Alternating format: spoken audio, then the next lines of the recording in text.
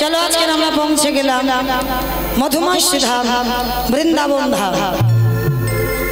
আর ওই মধুময় শ্রীধাম বৃন্দাবন গিয়ে আজকে আমরা আস্বাদন করব সন্দীপনী মণির অতিথি সেবা। এই সন্দীপনী মণি আগে জানতে হবে কে এই সন্দীপনী মণি। ভগবান কৃষ্ণচন্দ্রের শিক্ষা গুরু। কৃষ্ণ বলরাম সুদামা এরা সবাই পড়াশোনা করে বড় হয়েছে। তাই সন্দীপনী মণি এমন একজন ভক্ত ছিল। মায়েরা এবার একটু নিস্তব্ধভাবে শুনবেন। কেমন কেমন ধরনের ভক্ত ছিল দেখো, কেমন ধরনের আজকের ভগবানের গুরুদেব ছিল। একদিন দেবর্ষি নারদ মনে মনে চিন্তা করলেন, অনেকদিন আমি মরতে যাই না, আজ আমি একটু মরতে যাব। আমাইরা মর্ত কোনটা? উপরেরটা। উপরটা মর্ত, কোনটা মর্ত কোনটা? তার ওটা তো পাতাল। তাহলে কোনটা মা? যেটাই বসে আছে, আমি দাঁড়িয়ে আছি, এইটা হচ্ছে মর্তধাম। তো দেবর্ষি নারদ মর্তের মাটিতে নেমেছে। নারদ আর যেই না নেমেছে মর্তধামের একজন মা ডাক দিয়েছে, নারদ এদিকে এসো। এই যে তুমি যে ভগবানের কাছে থাকো, সর্বদা ভগবানের নাম করো বিনাতে। নারদ, যারা যারা ভগবানকে ডাকে সেবা পূজা করে, তার শেষ জীবনের গতি কি হয়? যেই না বলেছে শেষ জীবনে গতি কি হয়, নারদ মুনি বলছে, এই যে ওমা, এ প্রশ্নের উত্তর তো আমার জানা নেই। সে কি আমি জানি না? আর তুমি ভগবানের কাছে থাকো, তুমি জানো না? তাহলে কে জানে? বলে একজন জানলে জানতে পারি, আমার বাবা। দাঁড়া, আমি যাব আর আসবো। এইবার চতুর্মুখী ব্রহ্মার কাছে গেছে নারদ। পিতা, যারা যারা ভগবানকে ডাকে, ভালোবাসে, সেবা পূজা করে, তার শেষ জীবনে গতিটা কি হয়? চতুর্মুখী ব্রহ্মা বললেন, নারদ, এ প্রশ্নের উত্তর আমার জানা নাই। সে কি আমি জানি না? তুমি আমার বাবা জানো না? তাহলে কে জানে? বলে একজন জানলে জানতে পারে, যে হচ্ছে গাঁজা ভাং খায়। আমার কে খায় গাঁজা? ভোলানাথ গাঁজা খায়, দেখেছো কোনোদিন? কোথাও লেখা আছে দেখেছো বাবা গাঁজা খায়? না, বাবা বৈষ্ণব, এইটা ভুলে গেলে হবে না। কারণ আমরা যারা গুরু মহারাজদের চরণ আশ্রয় করেছি, আমাদের আদেশ আছে বাবা, একটা চা পর্যন্ত আমাদের খাওয়া যায় না। কেন?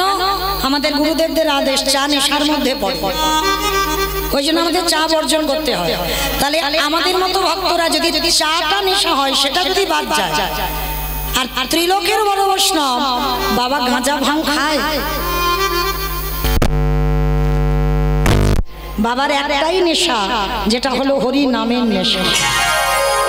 বাবার দ্বিতীয় কোনো নেশা নয়। এইবার লক্ষ্য করে সেই পরম বৈষ্ণব বাবা ভোলানাথের কাছে গেছে। ভোলানাথ, যারা যারা ভগবানকে ডাকে, যারা যারা ভগবানকে ভালোবাসে, তাদের শেষ জীবনে গতিটা কি হয়? কথাটা শুনে বলে উঠলেন, শোনো নারদ, এই প্রশ্নের উত্তর তো আমার জানা নাই। সে কি আমি জানি না, আমার বাবা জানে না, তুমি শিব জানো না? তাহলে জানে কে? বলে একজন জানলে জানতে পারে, যে হচ্ছে নামের নাম।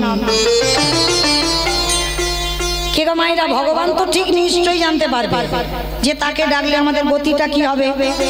এইবার গিয়ে দাঁড়িয়েছে বৈকুণ্ঠপতি নারায়ণের কাছে। প্রভু,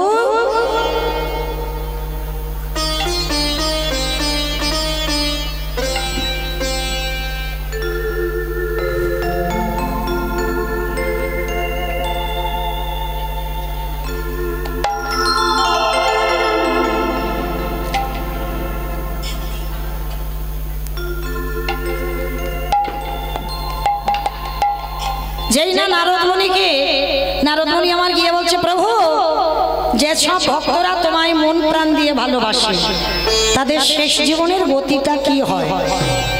কথাটা শোনার সঙ্গে সঙ্গে বাবা ভগবান হেসে বলল, নারদ, এই প্রশ্নের উত্তর তো আমার জানা নাই। সে কি?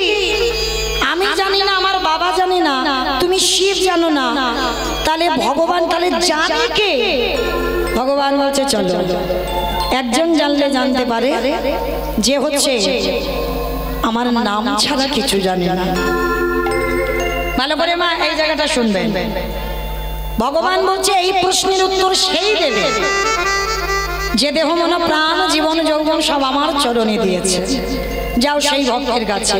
তা নারদ বলছে, ঠাকুর তুমি নির্দিষ্ট করে বলো কোথায় গেলে আমি এই ভক্ত পাবো?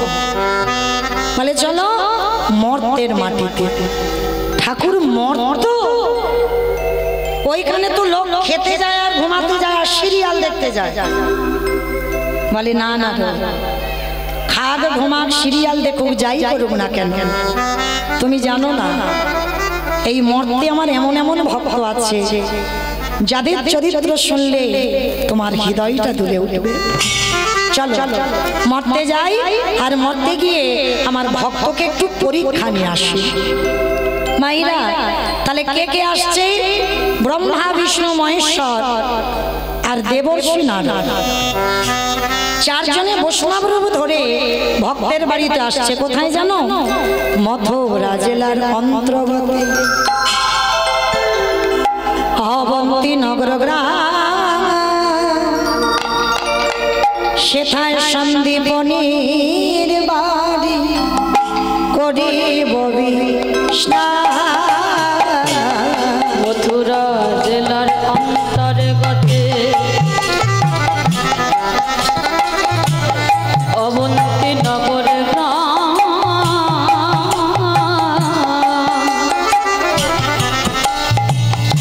সেথা সন্দীপনীর বাড়ি করিব বিশ্রাম। আজ যাব আমরা ভক্তের ঘরে, বলে যাব আমরা সেই ভক্তের ঘরে। আজ বিশ্রাম লইবার পরে যাব আমরা ভক্তের ঘরে। ব্রহ্মা বিষ্ণু মহেশ্বর আর নারদ চারজনে আসছে মর্তের মাটিতে সন্দীপনী মণির দুয়ারে। তো বাবা এই যে সন্দীপনী মণি কেমন ভক্ত জানেন? একেবারে অন্য জগতে। অন্য জগৎ মানে কেমন? এই যেমন বাবা আমাদের ব্রতের মাস চললো 1 মাস, অনেকে অনেক ভাবে পালন করেছে, কিন্তু এই সন্দীপনী মণির একটা সংকল্প ছিল। কি সংকল্প জানো? প্রতিদিন এই মণিবর ব্রহ্ম মুহূর্তে ঘুম থেকে উঠত। কারণ মনে রাখতে হবে মা, সাধন ভজনের সঠিক সময় হচ্ছে ওটাই। সারাদিন বাবা যত তুমি আরতি করো না কেন, যত সেবা পূজা করো না কেন, ভোরের বেলা মঙ্গল আরতিতে যত শান্তি পাবে, আর কোনো সময় কোনো পূজাতে কোনো সময় কোনো কালে অত তৃপ্তি পাবে না। কেন? ওই সময়টা বাবা পরিবেশটা এতটা শান্ত থাকে। তা সন্দীপনী মানে প্রতিদিন এই ব্রহ্ম মুহূর্তে ঘুম থেকে উঠত, সূর্য উদয়ের 1 ঘন্টা 36 মিনিট আগে। আর প্রতিদিন ঘুম থেকে উঠে যমুনা স্নানে যেত। যমুনায় স্নান করে ভিজে কাপড়ে দরজার ধারে এসে বাড়িতে বসে বসে কাঁদে। আমা কেন কাঁদে জানো? ভগবানের জন্য নয়, নিজের সংসারের জন্য নয়। তাহলে কাঁদে কার জন্য? এই দয়াময়, তুমি আমার দুয়ারে একটা অতিথি পাঠাও। আগে অতিথি সেবা দেব, তারপরে আমি ভগবানের সেবা দেব, তারপরে আমি নিজে প্রসাদ খাবো।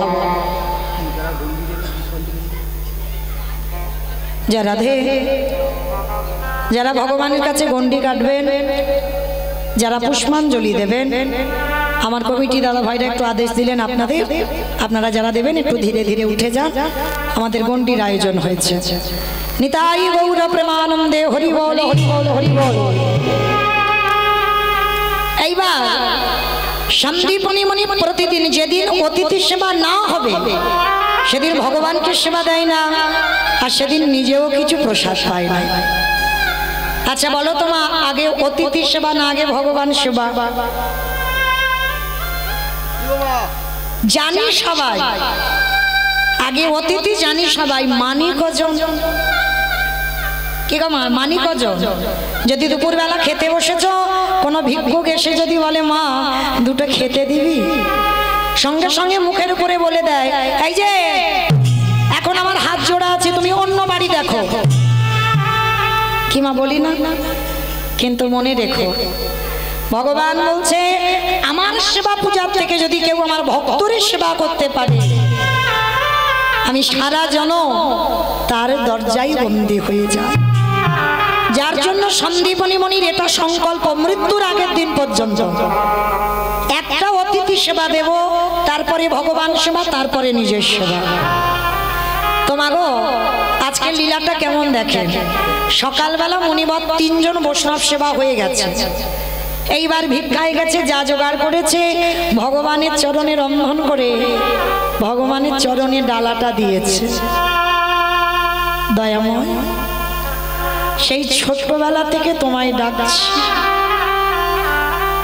ছোট্টবেলা থেকে তোমায় ভজন করছি, তুমি কি শুনতে পাও না আমার ডাক? এত কাঁদি এত ডাকি, তুমি কি আমার ডাক সারা পাও না?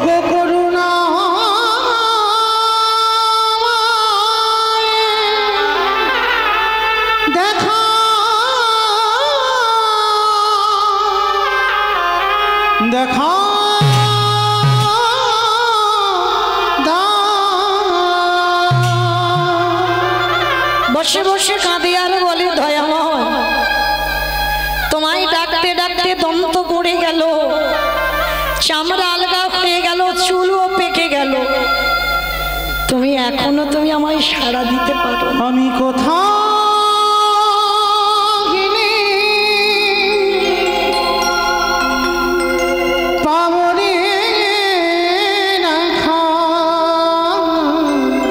একবার দেখা দাও না তো গো।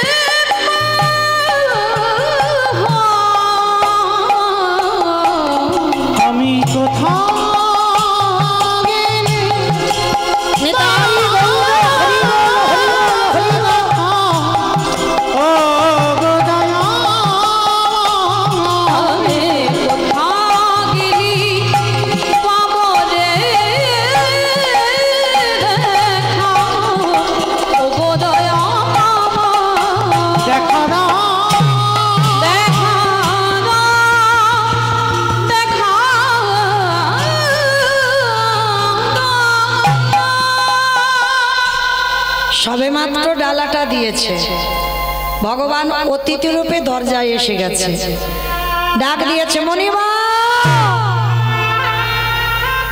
বাড়িতে আছো?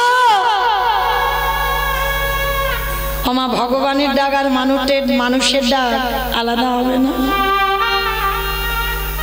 ভগবান যেদিন তোমায় ডাকবে ওই ডাকটা হৃদয় জুড়ানো ডাক, ওই ডাকটা তুমি কোনোদিন শোনোনি, আর ওই ডাক যেন কোনোদিন কাউকে বলেও দিও না। আপন ভজন কথা না কহিবি যথা তথা, ভজনের কথা তুমি সবার কাছে বলতে পারো না। তো আজকে সন্দীপনী মণি যেই না ডাকটা শুনেছে ডালাটা ফেলে রেখেছে, ভগবান সেবা পরে হবে, ছুটি এসে দরজায় দেখে না 4 জন বৈষ্ণব। বাবা বাবা বাবা, আজ আমার দিনটা কত ভালো গো, সকালবেলা আমি 3 জন বৈষ্ণব সেবা দিয়েছি, আবার দুপুরবেলা 4 জন। আসুন আসুন আমার ঘরে আসুন। হাই রে, যে নিজের পেটের ভাত জোগাড় করতে পারে না ভগবান তার বাড়িতে গেছে। ভগবান এমনই তো গো, যার আছে তার কাছে যায় না, যার কিছু থাকে না ভগবান তার বাড়িতে গিয়ে আঁচল পাতে। তা ভগবান আমার কাঙালের মতো আঁচল পেতে বলছে, মণিবর কিছু খেতে দিতে পারবে? যেই না বলেছি কিছু খেতে দিতে পারবে, বিশ্বের স্রষ্টা মালিক হয়ে আজ এক কাঙালের বাড়িতে আঁচল পেতেছে। চিনতে পারলো না, ধরতে পারলো না কে এসেছে। অমাইরা, সেই সৌভাগ্য আপনারা আমরা অর্জন করিনি যে সাক্ষাতে ভগবানের ওই রূপ দেখব। ভগবান ভক্তকে ছদ্মবেশে এসে দেখা দেয়, আর এমন রূপ ধরবে যাকে দেখলে মা তুমি ঘৃণা বোধ করবে। একটা কথা বলে যাই মা, যদি কোনোদিন দুপুরবেলা তোমার খাবার সময় অতিথি আসে, মনে রেখো অতিথি তাকেই বলে যা তিথির জ্ঞান নেই। তোমার আত্মীয় পরিজন আসবে, ফোন করে আসবে, তুমি তো তার জন্য রান্না করেছো, এটা অতিথি নয়। অতিথি হওয়া রান্নায় আসবে, যার কোনো তিথি ঠিক থাকবে না, যার কোনো সময়, যার কোনো বার, যার কোনো নক্ষত্র, যার কোনো দিন সে জানাবে না তোমায় যে আজকে আমি তোমার বাড়ি যাব, সেই হবে তোমার বাড়ি অতিথি। আর সেই অতিথি যদি দুপুরবেলা আসে, মা হয়তো সবার খাওয়া হয়ে গেছে, তোমার বাকি আছে, জানবে বহু বহু জন্মে সাধ্য সাধনা হলে তবে দুপুরবেলা খাবার সময় অতিথি আসে। একটা দিন যদি নিজের না খেতে হয় খাবে, কিন্তু দুপুরবেলা কোনো ভিক্ষুক যেন দুয়ার থেকে চলে না যায়। এটা আমার কথা নয়, মহাজনগত পন্থা। একটা অতিথি, একটা বৈষ্ণব, একটা ভক্ত, একটা ভিখারি যদি দুয়ার থেকে চলে যায়, শত শত জনমের পূর্ণের ফল তার নাশ হয়ে যায়। আজকে সন্দীপনী মণি ভগবান বাপ 4 জন বৈষ্ণবকে বলছে, বসুন, আমি দেখছি সকালবেলা ভিক্ষা করে চাল ডাল তো আছে। তো ছুটে গেছে ঘরে, আর ঘরে গিয়ে বাবা হাঁড়িটা খুলে দেখে না একটাও চাল ডাল নেই। সব গেল কোথায়? যে করে আমার আশ তারে করি সর্বনাশ না। ভগবান তো সর্বনাশ করে না গো, সব নাশ। সর্বনাশ জীবনে ভক্তের করতে পারে ভগবান? ভক্ত তার প্রাণ, ভক্ত তার জীবন, কোনদিন সর্বনাশ করে না। সব নাশ, সর্বনাশ বানান আলাদা, সব নাশ বানান আলাদা। ভগবান ভক্তের সব নাশ করে। কি নাশের কথা বললো? তুমি যদি কৃষ্ণ ভক্ত হও, লক্ষ্মী, কালী, দুর্গা, সরস্বতী, মনসা ভক্ত যদি হও পার আছে, কিন্তু কৃষ্ণ ভক্ত যদি হও, সবার প্রথমে তোমার আত্মীয় পরিজন, বন্ধু বান্ধব, যাকে তুমি বেশি ভালোবাসবে, সবার প্রথমে জীবনে তাকে তোমার কাছ থেকে কেড়ে নেবে। তারপরেও যদি তুমি ভগবানের চরণ আঁকড়ে ধরো, ভগবান জানবে ও যখন আমার হয়েছে, ওর তো সব নাশ করে দিতে হবে। কৃষ্ণ ভক্ত বাবা শেষের জীবনে একেবারে একা হয়ে যাবে, ওর কেউ থাকবে না, চিরজনমের মতো একা হবে, তবে তো ভগবান কৃপা করবে গো। তো আজকে যেই না চাল ডাল দেখতে পেল না, এই মুনিবরের একটা 5 বছরের বাচ্চা আছে, যাকে বাবা আদর করে বটু বলে ডাকে। এই বটু, বটু রে। হ্যাঁ রে বাবা, দেখেছিস আমার এই হাঁড়িতে চাল ডাল ছিল, দেখেছিস বাবা? কই না তো বাবা, আমি জানবো কি করে? ও বাবা, তুমি কাঁদছো কেন গো? খোকারি, আমার বাড়ি 4 জন বৈষ্ণব এসেছে, বলতে পারিস বাবা কি দিয়ে সেবা দেব? ও এই জন্য তুমি কাঁদছো? দাও, ঝোলাতে একটু দাও, আমি একটু নগর থেকে ভিক্ষা করে আনি। পারবি বাবা তুই? কেন পারবো না? আজকের আমি ছোট বলে পারবো না, কিন্তু বাবা তোমার অবর্তমানে তোমার এইভাবে অতিথি সেবা দিতে হবে। এই জায়গাটা আমার একটু শুনবেন। সন্তান মানুষ করার দায় কার? বাবার না মা? মা। বাবা হলো বীজ, মা হলো ক্ষেত্র বা মাটি। বীজটা বপন করে দিল, মাটি যদি নোনা হয়, মাটির ফসল জীবনে ভালো হবে না। খুব সাবধান মা, এই মাটিটাকে খুব ভালো হতে হবে। কারণ এই যে সন্তানের মা হব, কৃষ্ণ ভক্ত ছেলের মা হব, এটা তো স্বামীর কাছে চাইতে হবে। আমরা তো তেমন স্ত্রী নই বাবা, স্বামীর কাছে তো চাইতে শিখি না। তুমি যে সন্তানটা নেবে স্বামীর কাছ থেকে, তাহলে তোমাকে চাইতে হবে না? তুমি সময়, দিনক্ষণ, তিথি, নক্ষত্র দেখে স্বামীর কাছে আঁচল পেতে ভিক্ষা করতে হবে। স্বামী, তুমি আমার গর্ভে একটা কৃষ্ণ বলা সন্তান দাও। দুজনে ভজন সাধন করে গোবিন্দ সেবা পূজা দিয়ে তোমাকে যেতে হবে স্বামীর ঘরে, তবেই তো তুমি একটা সুযোগ্য ছেলের মা হবে। কারণ আপনারা প্রশ্ন করবেন, মৌমিতা তুমি সব তো আমাদের দোষ দিলে, আমিও একটা নারী জাতি, সবটাই আমাদের দোষ। কারণ কোনোদিন আমার বাবাদের দোষ নয়। কেন? এটা আমি মৌমিতা বলছি না, শাস্ত্র প্রমাণ দিল। দেখেন, কশ্যপ মুনির 4টে পাটরানী ছিল। ভালো করে শুনবেন মা, এই কথাটা শুনলে বুঝতে পারবেন এই কেন আমাদের মতো নারীদের দোষ, পুরুষদের দোষ কোনো দিন নয়। কশ্যপ মুনির চরিত্র শুনলে বুঝতে পারবে। কশ্যপ মুনির 4টে পাটরানী ছিল, দিতি, অদিতি, কদ্রু, বিনতা।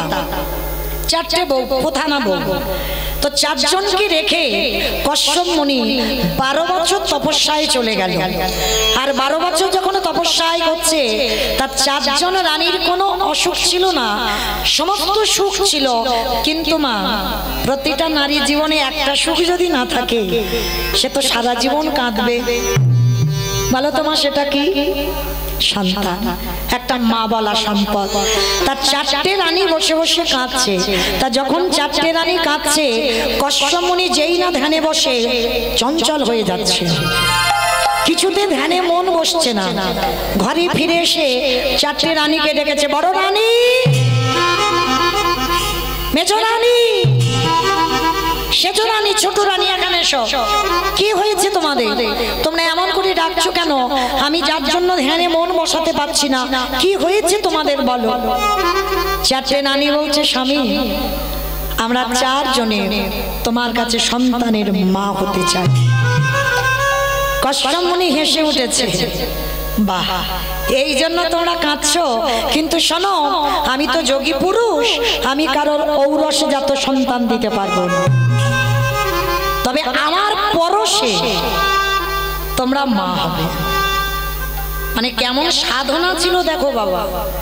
এখনকার জগতের মতো নোংরা জগৎ নয়, তাদের কতটা সাধনা ছিল, পরশ করলে সন্তানের জননী হবে।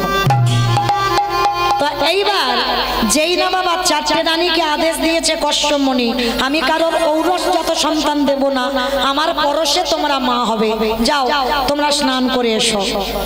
4 জনে গঙ্গা স্নান করে এসেছে। গঙ্গা স্নান করে বাবা প্রথমে বড় রানীকে ডেকেছে, অদিতি। বড় রানীকে ডেকে বলছে, বড় রানী বলো তুমি কেমন ছেলের মা হতে চাও? ভালো করে শুনবেন মা, তোমাদের খুব জানা দরকার। বলো কেমন সন্তান চাও? বড় রানী এসে বলছে, স্বামী সন্তান যদি দিতে হয় আমার গর্ভে এমন সন্তান দাও যে ছেলেদের জন্য আমার যেন জগৎ জোড়ার নাম ডাক হয়। বাহ, তুমি জগৎ জোড়ার নাম ডাকের মা হতে চাও, আশীর্বাদ দিলাম। তোমার গর্ভে যারা আসবে তারা সব অন্য কেউ নয়, তারা হবে স্বর্গে এক একটা দেবতা। দেবতাদের মায়ের নাম হলো অদিতি। এইবার মেজ রানীকে ডেকেছে, দিতি এদিকে এসো, বলো তুমি কেমন ছেলে চাও। আর দেখবেন মা, লক্ষ্য করবেন, একটা পুরুষ যদি পুরুষকে হিংসা না করে, একটা নারী কিন্তু একটা নারীকে বেশি হিংসে করে। যেই না মেজ রানীকে ডেকেছে, মেজ রানী তো রাগে জ্বলছে, আমি আর কি চাইবো, তুমি তো মাথাটা বর দিদিকে দিয়ে দিলে, আমার ভাগে আর ভালো কিছু আছে? আরে বাবা, তুমিও তো রেগে যাচ্ছ কেন? তুমি শান্ত হও, শান্তভাবে তুমি আমার কাছে বলো কেমন ছেলে চাও। ঠিক আছে, শান্ত আমি পরে হব। সন্তান যদি দিতে হয় আমার গর্ভে এমন সন্তান দাও যেন বড়দিদির ছেলের থেকে আমার ছেলেরা দ্বিগুণ শক্তিশালী হয়। মায়েরা ভালো করে শুনবেন, বাবা একটা, মাগুলোর চরিত্র দেখেন। এক নারীর হিংসায় জর্জরিত হয়ে ওই যে বাবা অসুর আর দেবতাদের যে যুদ্ধগুলো দেখো না, এরা তো অন্য কেউ নয়, সব ভাই ভাই। বাবা একটা, মাগুলো আলাদা। তাহলে দুটো রানী নিয়ে নিল। এইবার 3 নম্বরের রানীটা, সে তো আগুনের মতো যেন জ্বলছে। মানে বড় দিদি নিল, মেজ দিদি নিল, তার মাথার কেশ এলিয়ে দিয়েছে, পরনের বসনটা ধুলাই লুটছে, এলুথেলু বেশ, কষ্ট মনে ডাক দিয়েছে তৃতীয় রানীকে। কি যেন নাম বললাম? কে শুনেছো বলো? ভুলে গেছো? তাহলে আমি কি করব? কদ্রু। আর যেই না কদ্রুকে ডেকেছে, অসজ রানী এদিকে এসো, বলো তুমি কেমন ছেলের মা হতে চাও। সে তোর আগে যেন জ্বলছে, আমি আর কি বলবো বলো, তুমি তো মাথাটা বড় দিদি আর মেজ দিদিকে দিয়ে দিলে, আমার ভাগে আর কিছু আছে? আরে বাবা, তুমি এত খেপে যাচ্ছ কেন? বলো না তুমি কেমন ছেলে চাও। আমি তো তোমাদের সবাইকে কথা দিয়েছি, যে যেমন ছেলে চাইবে আমি তেমন দেব। বলো কেমন ছেলে চাও। তৃতীয় রানী রেগে গিয়ে রাগের মাথায় বলে উঠল, শোনো, সন্তান যদি দিতে হয় তাহলে বড় দিদির মতো নয়, শেষ দিদির মতো নয়। আমার গর্ভে যারা আসবে শুধু বড় দিদির ছেলে নয়, মেজ দিদির ছেলে নয়, গোটা পৃথিবীর মানুষ আমার সন্তানকে দেখে যেন ভয়ে থরথর করে কাঁপে। কষ্টমণি যেই না শুনেছে আশীর্বাদ তো দেবে দূরের কথা, সঙ্গে সঙ্গে চমকে সর্বনাশ, তুমি এক নারীর হিংসায় জর্জরিত হয়ে তুমি সন্তান চাইছো, তোমার ছেলেকে দেখে সবাই ভয় পাবে। হ্যাঁ, আমার ওই রকম ছেলে চাই। ঠিক আছে, চাইছো যখন তেমনই তো দেব। তোমার গর্ভে যারা আসবে সবাই এক একটা বিষধর। জগতে যত রকমের সাপ আছে, সাপেদের মা কি মা? সাপকে দেখে ভয় পাও না? সবাই ভয় পায়। ওই রকম ছেলে চাইলো। তাহলে দেখো, নারী সব, এই যে এতগুলো নারী আমরা আছি, সবার চরিত্র, সবার ব্যবহার, সবার স্বভাব কি সমান? সমান নয়। দেখেন, বাবা একটা, মাগুলোর জন্য সন্তান বদলাচ্ছে। তাহলে 3 জনের হয়ে গেল। এইবার ছোট রানীটা, কি যেন নাম বললাম? বিনতা। বাহ, বিনতা। আর দেখবেন ছোটরা একটু আদরের হবে, আদর করে ডাক দিল, অবিন, মানে বিনতা বলে না।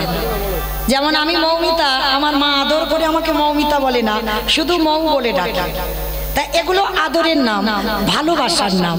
তো আজকে এই যে বিনতাকে ডাক দিয়েছে, অবিন, বিনো এদিকে এসো।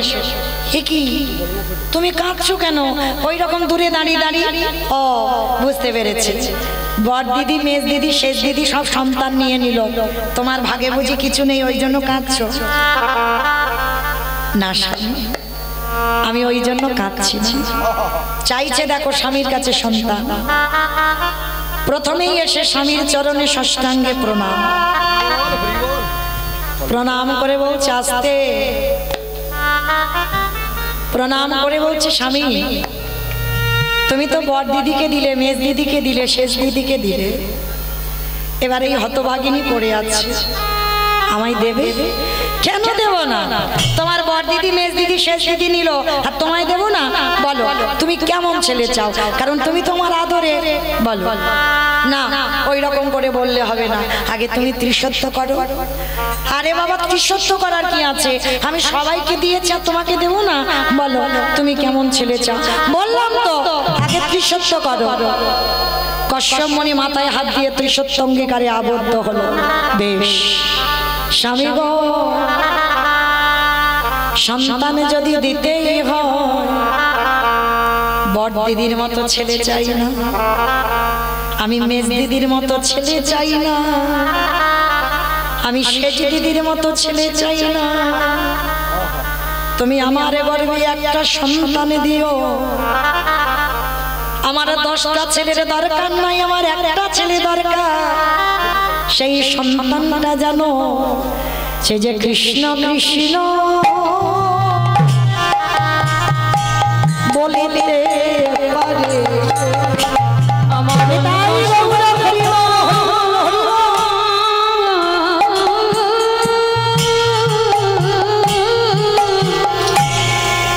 অন্য সন্তান চাহি না স্বামী, সদাই কৃষ্ণ কৃষ্ণ কৃষ্ণ বলে। আস্তে আমা, যারা গন্ডি দেবেন, যারা পুষ্পাঞ্জলি দেবেন, এখানে যদি কেউ থেকে থাকেন আপনারা যান, ধীরে ধীরে উঠে যান, গন্ডি পুষ্পাঞ্জলির ব্যবস্থা হয়ে গেছে ওদিকে। যারা কেউ যদি থাকে আপনারা যান, আর যারা বাড়িতে আছে, যারা গন্ডি কাটবেন, যারা পুষ্পাঞ্জলি দেবেন, তাড়াতাড়ি একটু আমাদের হরিবাসরে আসেন। নিতাই গৌর প্রেমানন্দে হরি বল, হরি বল। তো যেই না আমার বলেছে কৃষ্ণ বলা সন্তান দাও, সঙ্গে সঙ্গে কশ্যপ মুনি বিনতাকে বুকে ধরে বলল, বিনো এই জগতে তুমি আমার বউ নও, তুমি আমার স্ত্রীও নও, তুমি হলে আমার সহধর্মিণী। তোমার মতো স্ত্রী যেন জনমে জনমে পা। বিনো, তোমার গর্ভে আমি বেশি নয়, তোমার গর্ভে আমি মাত্র 2টো সন্তান দেব, আর এমনই 2টো সন্তান দেব। শোনো, ওই 2টো সন্তান, একটা হবে অরুণ পাখি আর একটা হবে মা গরুর পাখি, একটা হবে সূর্য বাহন আর একটা নারায়ণের বাহন। তাহলে বেশি সন্তান নয়, তোমার গর্ভে যাকে জন্ম দেবে ওই ভগবানের নাম শুধু বলবে না, ওই গরুর পাখি কি করবে জানো? আমার ভগবানকে কাঁধে নিয়ে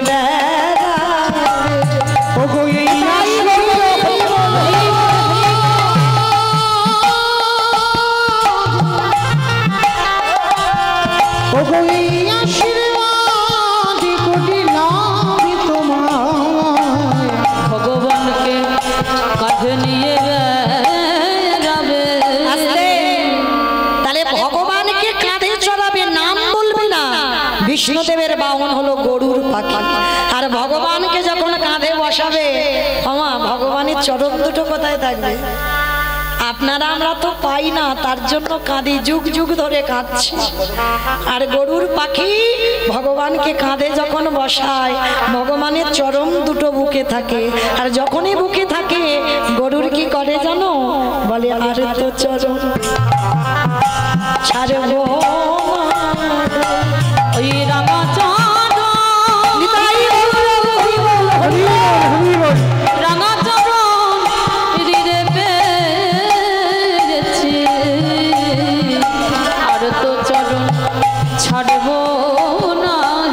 আস্তে, তাহলে দেখো মা বাবা একটা, মা কতগুলো, আর মায়ের মাসুল সন্তানদের গুনতে হলো, হলো না? তাহলে এই জন্য বাবা হলো বীজ, মা হলো ক্ষেত্র বা মাটি। বীজটা বপন করতে হবে, মাটি যদি নোনা হয় মাটির ফসল ভালো হবে না। আমি লীলাতে কোথায় ছিলাম? ভালো, এটাই তো তত্ত্ব, যেখানে যাই না কেন গোড়াতে ফিরতে হবে। ভালো ভালো, ভুলে গেছো? তাহলে আমি এত কথা বলবো, মনে থাকবে কি করে? হ্যাঁ, বাহ, বৈষ্ণব সেবা দিতে এলো আর ছোট্ট বাচ্চাটা বললো, বাবা দাও তোমার ঝোলাটা আমার দাও, আমি একটু নগর থেকে ভিক্ষা করি। আর কি মা মনে পড়ছে? যেখানে ছিলাম তো, চলো এখান থেকে যাই। এইবার ছোট্ট ছেলেটা যেই না বাবাকে প্রণাম করে কাঁধে ঝোলাটা নিয়ে বার হবে, ভগবান তো ছদ্মবেশে ওদের বাড়িতে চিনতে পারছে না। ভগবান মনে মনে চিন্তা করছে, বাবা বাবা বাবা, এত তাড়াতাড়ি তো সেবা পাবো না, একটু ঘষে মেজে নিতে হবে। এসেছিলাম ওর বাবাকে পরীক্ষা করতে, এখন বেটা ওর ছেলে দাঁড়াচ্ছে, যাক একটু ওর ছেলেটাকে ভালো করে ঘষে মেজে নি। এইবার কি করেছে বাবা? আজকে লক্ষ্য করে দেখে, ভগবানের আদেশ শিরোধার্য করে ছেলেটা যেই না বার হয়েছে, সমস্ত ব্রজমাদের দরজায় ভগবান বটু সেজে গোটা গ্রাম ভিক্ষা করে নিয়ে চলে এসেছে। বাবা, তোমাদের বাড়িতে যদি একটা ছেলে 5 মিনিট আগে ভিক্ষা করতে যায়, তাকে ভিক্ষা দেবে, আবার যদি 5 মিনিট পরে যায়, আপনারা দেবেন তাকে ভিক্ষা?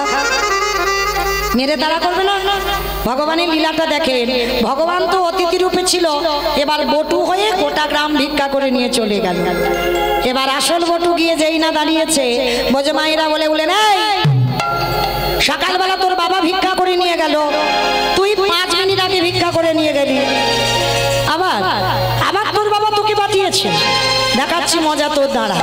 সবাই মিলে বেতের বাড়ি দিয়ে বটুকে বেতটা ঘাট, দূর হয়ে যা, বেরিয়ে যা, কৃষ্ণ কৃষ্ণ।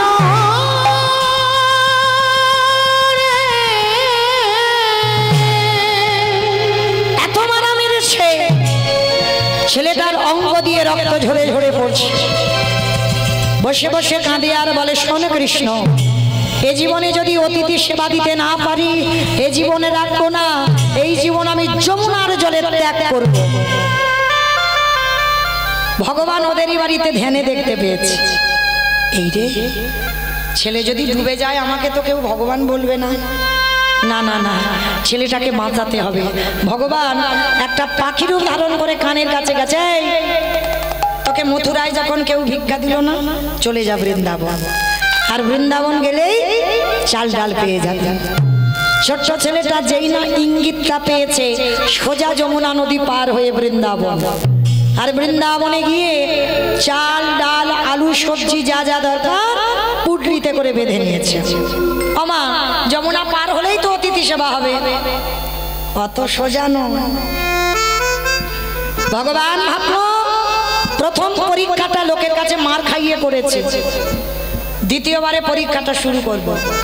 ভগবান কুর্ম হয়ে জলের তলায় বসে আছে। আমার কুর্ম মানে কি গো? কুমড়ো কুমড়ো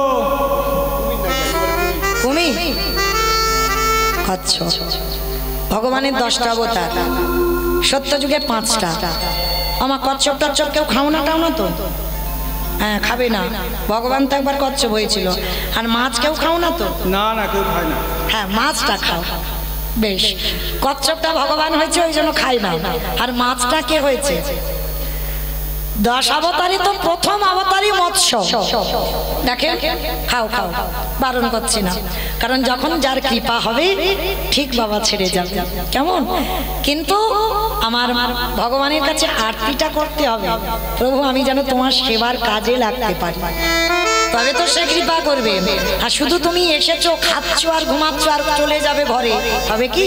তার কাছে আরতিটা করতে হবে, ঠাকুর এ দেহ তোমার সেবায় কবে লাগবে, এইটা যদি তুমি জানাও, একদিন না একদিন ঠিক ওই ভগবান যে মাছ হয়েছে, তুমি ওই মাছ খাওয়াটাও ছেড়ে দেবে। হরি বল। তো আজকে 10টা অবতার হয়েছে, আর 10টা অবতারের মধ্যে আজকে আজকের লীলায় বাবা কচ্ছপ হয়েছে, আর কচ্ছপ হয়ে চুপটি করে জলের তলায় বসে আছে। আর ছেলেটা তো জানে না, নাচতে নাচতে নাচতে নাচতে পর তো পর একেবারে পাটা পড়ে গেল কচ্ছপের পিঠে। আর সেই বলল পা পিছলেই ওই ছোট্ট ছেলেটা যমুনার জলে পড়ে গেল। চিৎকার করে ওই ছোট্ট ছেলেটা বলে বলল, মা তোর এত লোভ, তোর এত লালসা, তবে শোন মা, তোর যখন এত খিদে, তোর যখন এত লোভ, তোর যখন এতই লালসা, এবার আমার জীবনটাকে তোর খেতে হবে। যেই না ছেলেটা মরার সিদ্ধান্ত নিয়েছে, ওদিকে ভগবান ওদেরই বাড়ি ধ্যানা যোগে দেখতে পাচ্ছে। এই রে, ও বেটা যদি মরে যায় আমাকে তো কেউ ভগবান বলবে না, না না না, ওকে বাঁচাতে হবে। কিন্তু কি করে বাঁচাবো, চিন্তায় পড়ে গেল। আর চিন্তা করতে করতে কি করেছে জানো, ওরই বাবাকে ডাক দিয়েছে, মনিবা ছেলেটা কখন গেল তুমি খুঁজবে না?